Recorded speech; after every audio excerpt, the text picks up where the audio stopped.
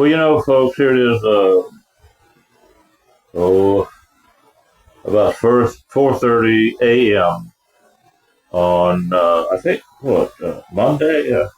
Monday the 9th of March 2026.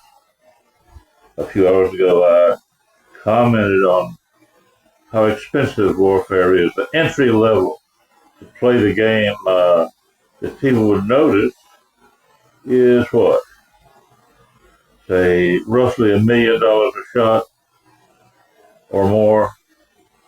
Pyrotechnics. It's like a Chinese orgy of spectacular note. Only trouble is there's blood on the ground as a result, you might say. There's a bloody war unfolding in the area of Iran. And sure enough, they didn't give the figures, but almost immediately, some tapes spooled up, were played to the effect that, well, indeed, the Pentagon alone, notwithstanding allies or inventories here or there, or what scarcities might be real or contrived, the Pentagon alone can outlast anything that Iran is likely to be able to control or cajole or anything, to the tune of actions that in themselves individually are more accurate than missiles, and the cost is several times $1 million per round, you might say, per incident, per bullseye that they might hit. The jets overhead are more expensive than most people would like to hear about. And the fact that there's virtually an unlimited capacity involving them is just very touched on just ever so carefully, because the implications of a full disclosure would be enough to curdle the blood of every accountant on earth. Not only that, that's just a snapshot of what is now available. And when you consider a process, that means there wouldn't really be any problem gearing up to manufacture twice as many explosive devices than could reasonably be fielded on any given afternoon. Or what? Well, now, that figures into what some would call a kind of laughable set of comparisons.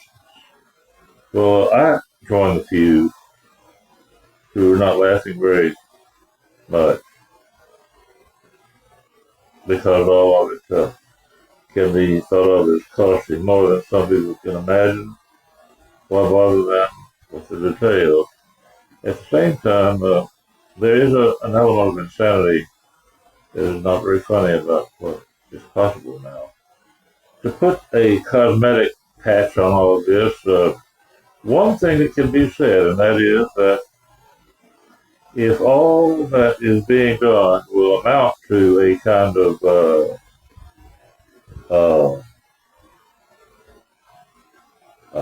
adjustment to the point when Iran and Alia recognize themselves to be isolated like Cuba, then things will take a different turn. But, it's a little bit different. You can think in terms of isolating Cuba, and then you can think of doing a grandiose version of the same thing, and very realistically at the same time about Iran. You come up with a little bit different situation.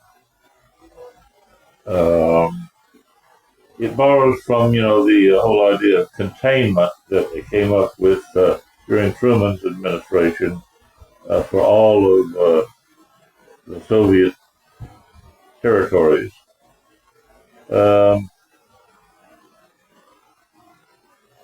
But it isn't quite the same in that when you begin to starve 90 million people, it becomes difficult because even if you do isolate that many people, you would probably not actually literally isolate them. You would probably have, you know,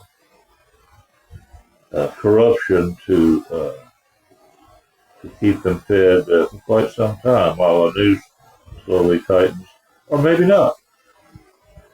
So if we want to talk about Cuba, on one hand we can talk about today's Cuba, or we can talk about the days of Batista or even earlier, which was indeed a different ballgame.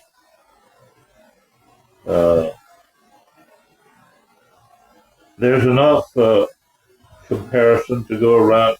The whole idea of getting a PhD now, they also run PhDs, the second tier or third tier, rank and file PhDs who are learning what mechanical logic they can learn to manipulate, like a Rubik's Cube, on every cubicle desk next to the keyboard.